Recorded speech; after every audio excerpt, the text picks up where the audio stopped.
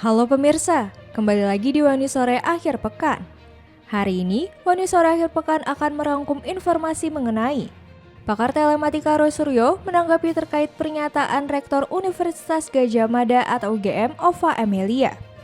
Ova diketahui memberikan pujian kepada Presiden Republik Indonesia ke-7 Joko Widodo sebagai alumni kebanggaan UGM.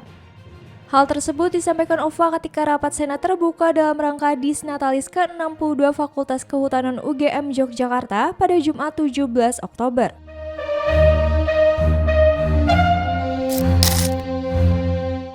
Berita selanjutnya, Presiden Prabowo Subianto menegaskan akan merombak kabinet jika ada menteri yang bandel dan tak mengindahkan peringatan.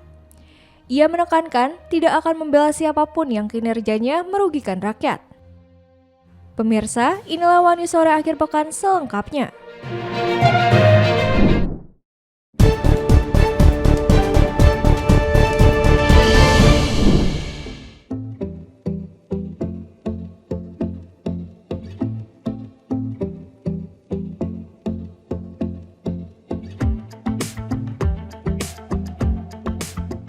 Presiden ke-7 RI Joko Widodo atau Jokowi tiba-tiba mengunjungi Universitas Gadjah Mada atau UGM Yogyakarta pada Jumat 17 Oktober 2025. Usut punya usut, Jokowi ternyata datang bukan sekedar ingin main ke UGM, namun dia diundang secara istimewa ke sana. Diketahui Jokowi merupakan salah satu alumni Fakultas Kehutanan UGM. Ayah Wakil Presiden Gibran Raka Buming Raka itu masuk kuliah di Fakultas Kehutanan UGM pada tahun 1980 dan lulus pada tahun 1985.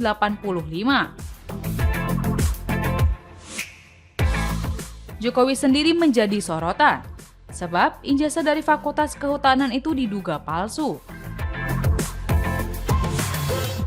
Apalagi kasus keabsahan ijazah mantan wali kota Solo ini masih berlangsung hingga masuk ke ranah hukum. Sementara itu Jokowi mengaku dirinya mendapat undangan untuk menghadiri rapat Senat terbuka dalam rangka Disnatalis ke-62 Fakultas Kehutanan UGM itu. Ia berujar, undangan diantarkan langsung oleh Dekan Fakultas Kehutanan UGM, Sigit Sunarta.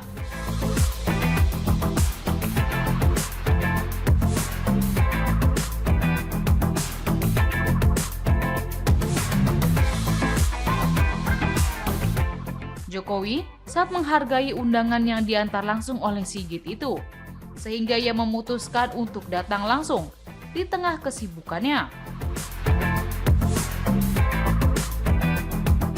Terlihat ia tampak mengenakan baju batik lengan panjang, berpadu dengan celana hitam. Kehadiran Jokowi disambut hangat oleh sivitas akademika, alumni, serta tamu undangan yang hadir di auditorium.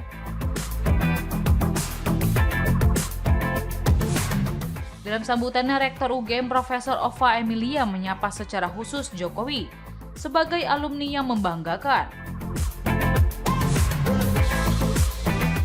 Ova juga menyambut kehadiran Menteri Kehutanan Raja Juli Antoni, serta para undangan lain dalam rapat Senat terbuka tersebut.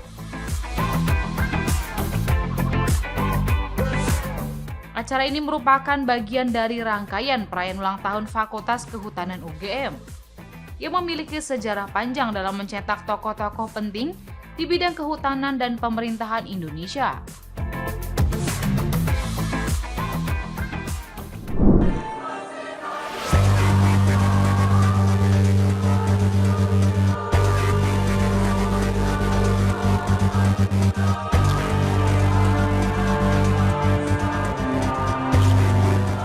Presiden Prabowo Subianto mengingatkan para menteri dan seluruh jajaran Kabinet Merah Putih untuk bekerja secara serius dan benar.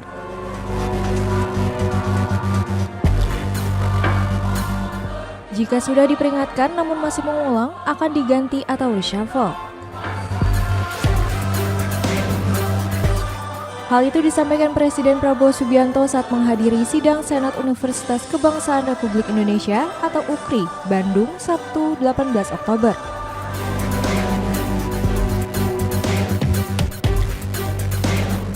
Prabowo menegaskan ia tidak akan segan melakukan reshuffle kabinet jika peringatannya diabaikan.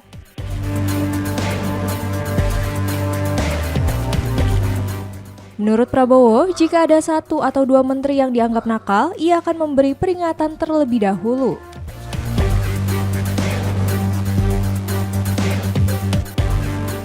Namun jika sudah 3 kali diingatkan dan tetap tidak berubah, ia akan langsung menggantinya.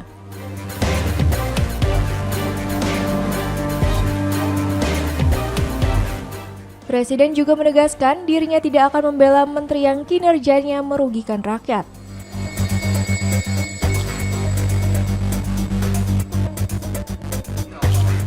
Tak hanya itu, Prabowo menyampaikan sikap keras terhadap para koruptor.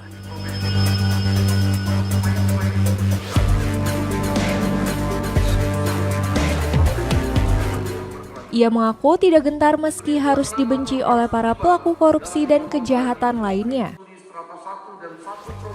Boleh tanya menteri-menteri dan anak buah saya, kadang-kadang mereka minta, kami punya anggaran ini Pak, berapa kau butuh? Saya butuh 5T, saya kasih 10. Bayangkan kapan ada presiden kayak begitu itu. Karena anak buah saya hebat-hebat. Ya. Kalau ada 1-2 nakal, saya peringati. Ya kan? 1 kali peringatan, masih nakal, masih nggak mau dengar, 2 kali peringatan, 3 kali, apa boleh buat? Reshuffle, harus diganti. Karena demi negara, bangsa dan rakyat tidak boleh ada rasa kasihan. Yang kasihan rakyat Indonesia.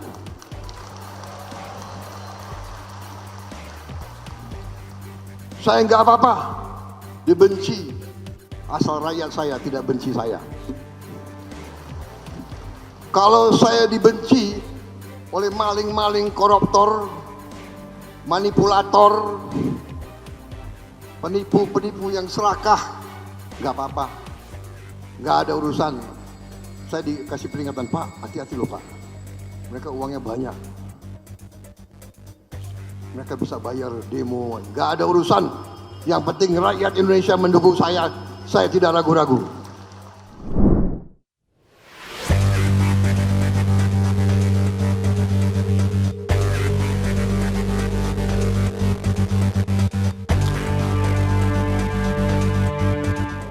Pemerintahan Presiden Prabowo Subianto dan Wapres Gibran Rakabuming Raka akan memasuki usia 1 tahun pada 20 Oktober 2025. Terkait 1 tahun masa pemerintahannya, Prabowo mengklaim telah menepati sejumlah janji yang disampaikan ke rakyat. Meski begitu, Prabowo tidak merinci apa saja janji yang telah direalisasikan itu. Hal itu disampaikan Prabowo saat menghadiri wisuda Universitas Kebangsaan Republik Indonesia UKRI di Bandung Sabtu 18 Oktober. Dalam pidatonya, ia menyebut semakin percaya diri di hadapan masyarakat karena mampu membuktikan komitmennya. Hari ini hampir 1 tahun saya memimpin pemerintah Republik Indonesia setelah saya menerima mandat dari rakyat Indonesia tanggal 20 Oktober 2024, berarti kurang 2 hari ya. Besok tanggal berapa? 20 tanggal hari Senin ya? Hari Senin saya sudah 1 tahun memimpin.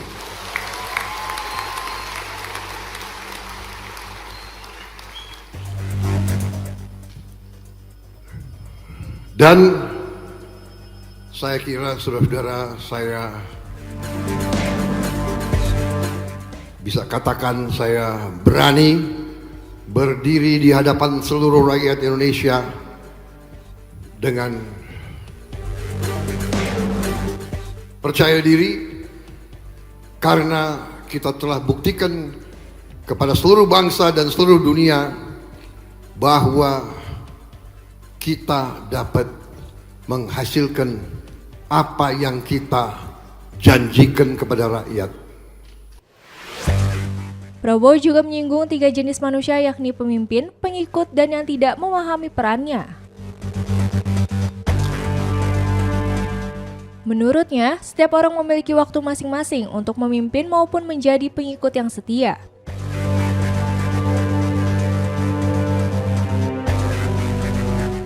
Namun, ia mengingatkan agar menjauhi kelompok yang tidak memiliki arah.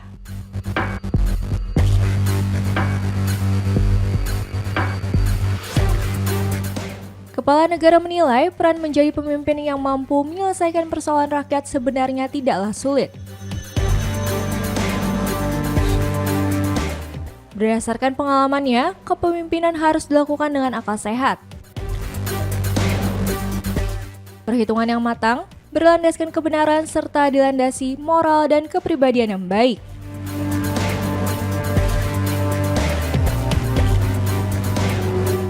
Ia berujar, seorang pemimpin harus jujur dan tidak korupsi sehingga keberhasilan dapat dicapai.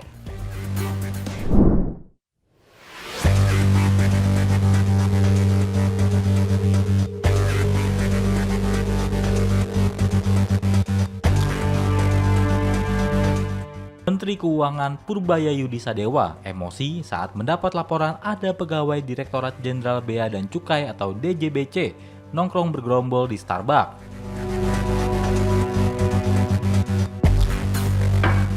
Kejadian ini dia dapatkan dari seorang wira swasta yang melapor ke layanan pengaduan lapor Pak Purbaya via WhatsApp. Sebagai informasi, layanan laporan tersebut baru diluncurkan pada Rabu 15 Oktober 2025. Purbaya menegaskan akan memecat pegawai DJBC dan Direktorat Jenderal Pajak atau DJP jika ditemukan lagi kasus serupa. Bahkan, ia tidak segan-segan untuk mempersulit hidup dari pegawai bea cukai yang masih tidak mau menuruti perintahnya.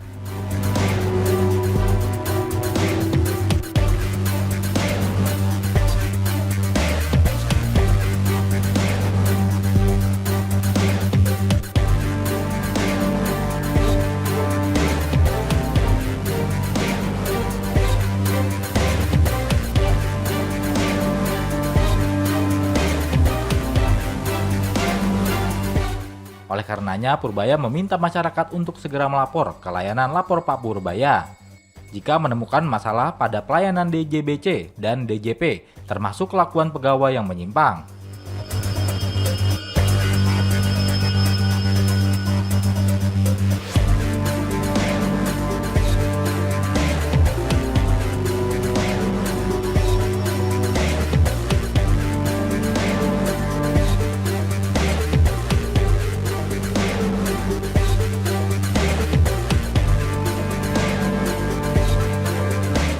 Purbaya menyatakan terdapat pegawai DJBC lengkap berpakaian seragam dinas melakukan rapat di Starbucks dengan sesama petugas DJBC lain, aparat berbaju preman, dan banyak orang lainnya.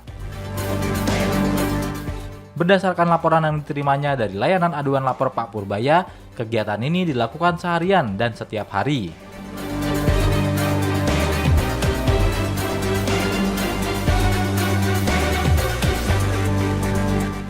Jadi saya baru tahu, walaupun kita udah menggebrak-gebrak, masih ini di bawah seperti ini. Artinya mereka nggak peduli, dianggapnya saya main-main. Bilang, hari Senin ke depan, kalau ada yang ketemu begini lagi, aku akan pecat. Walaupun katanya mecat pegawai negeri susah, saya akan pecat. Saya persulit hidupnya. Masa nongkrong di Starbucks berpakai seragam, nggak kira-kira loh. Kalau mau itu yang sopan-sopan dikit lah, paling nggak kelihatan.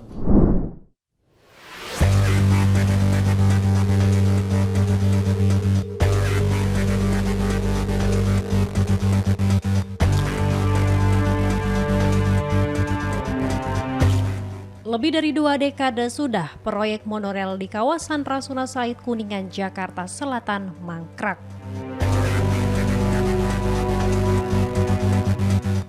Kini, puluhan tiang monorel yang masih berdiri di sepanjang Jalan Rasuna Said Kuningan dan Jalan Asia Afrika Senayan akan segera dibongkar oleh pemerintah Provinsi DKI Jakarta.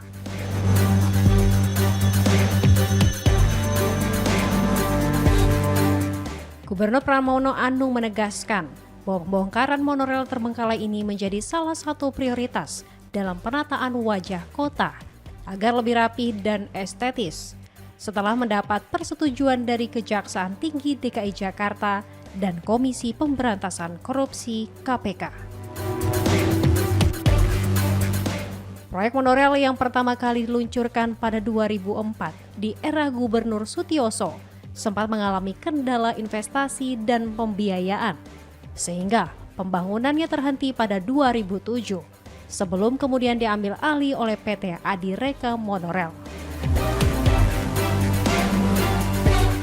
Pemerintah Provinsi DKI telah berkoordinasi dengan pihak kontraktor PT Adikarya untuk melaksanakan pembongkaran sesuai keputusan Pengadilan Nomor 296 Tahun 2012 yang menetapkan PT Adikarya bertanggung jawab atas struktur tersebut. Warga pun berharap tiang monorel dapat segera dibongkar dan digantikan dengan fasilitas umum yang lebih bermanfaat.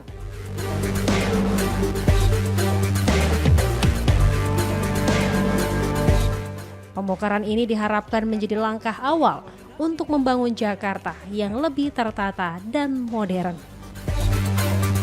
Keinginan pemerintah Jakarta untuk segera melakukan pembersihan ataupun menyelesaikan persoalan monorel yang ada di sepanjang jalan Rasuna Said ini, dan kami telah mendapatkan arahan untuk apabila secara permasalahan hukum sudah selesai, dan kami juga telah mendapatkan surat dari Kajati, sehingga dengan demikian pemerintah Jakarta akan merencanakan untuk menyelesaikan persoalan monorel ini agar tidak terjadi lagi. Sering kali terjadi kecelakaan, kemudian juga secara penampakan.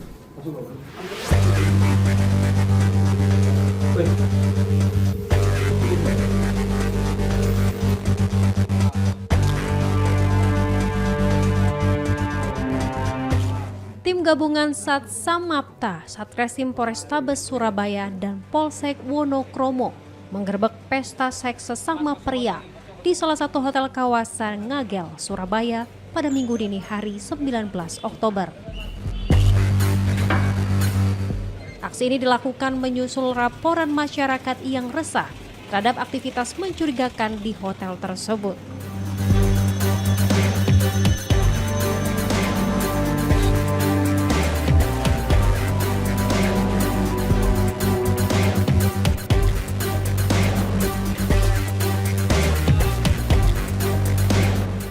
Sebanyak 34 pria yang terdiri dari tamu dan penyelenggara acara diamankan dari 2 ruangan hotel.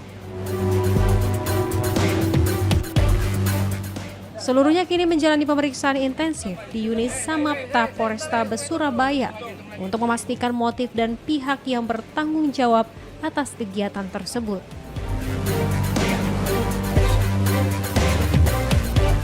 Pihak kepolisian menegaskan bahwa operasi serupa akan terus dilakukan di lokasi-lokasi yang berpotensi menjadi tempat pelanggaran hukum. Tim Samapta Polrestabes Surabaya menekankan komitmennya dalam menjaga ketertiban umum dan moralitas sosial, terutama terkait aktivitas seks menyimpang yang dapat menimbulkan kegaduhan dan keresahan di masyarakat.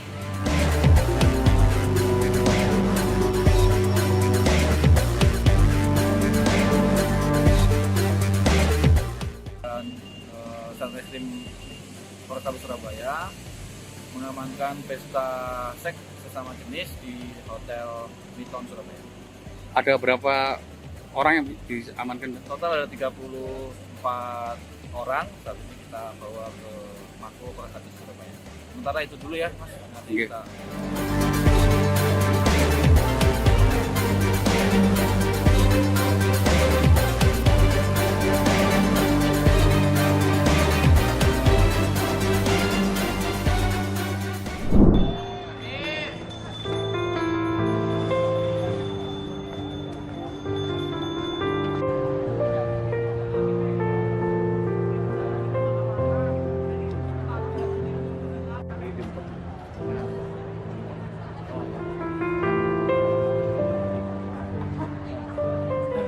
Sejumlah mahasiswa dan dosen Fakultas Ilmu Sosial dan Politik Universitas Udayana berkumpul di depan gedung fakultas untuk menunjukkan rasa duka atas kematian Timothy Anugrah Saputra, mahasiswa jurusan sosiologi yang tewas bunuh diri dengan melompat dari atas gedung FISIP tersebut.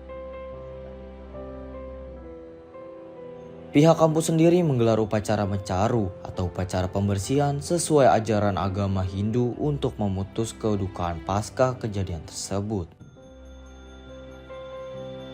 Ketua Unit Publikasi Universitas Udayana, Dewi Paskarini, menyatakan bahwa saat korban ditemukan pada Selasa pukul 9 WITA, tidak ada saksi yang melihat secara langsung peristiwa korban melompat. Namun, sejumlah mahasiswa sempat melihat korban berada di lantai 2 gedung FISIP. Kecil kemungkinan korban terjatuh karena terpleset, sebab setiap lantai gedung memiliki tembok pembatas. Korban diketahui sebagai sosok mahasiswa berperilaku baik dan memiliki nilai akademik cukup baik, meskipun memiliki riwayat konseling kesehatan psikologis.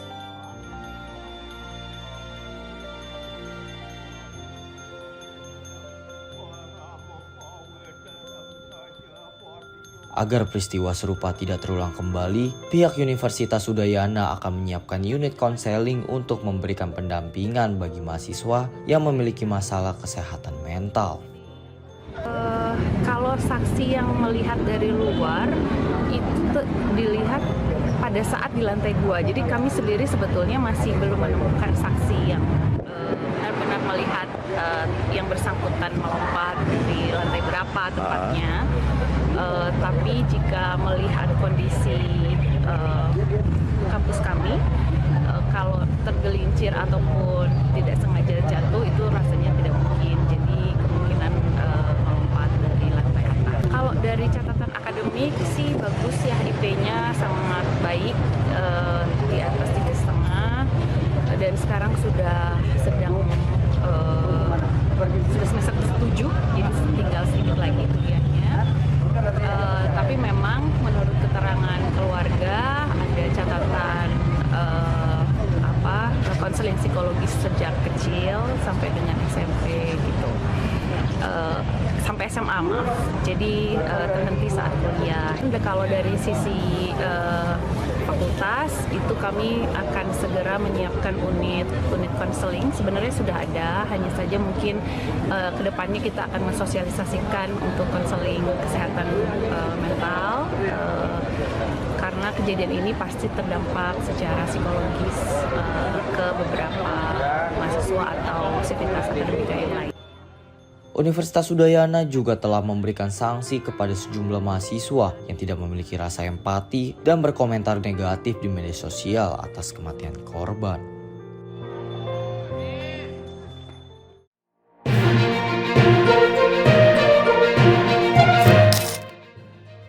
Demikian informasi yang dapat kami sampaikan pemirsa. Terima kasih telah bergabung bersama kami.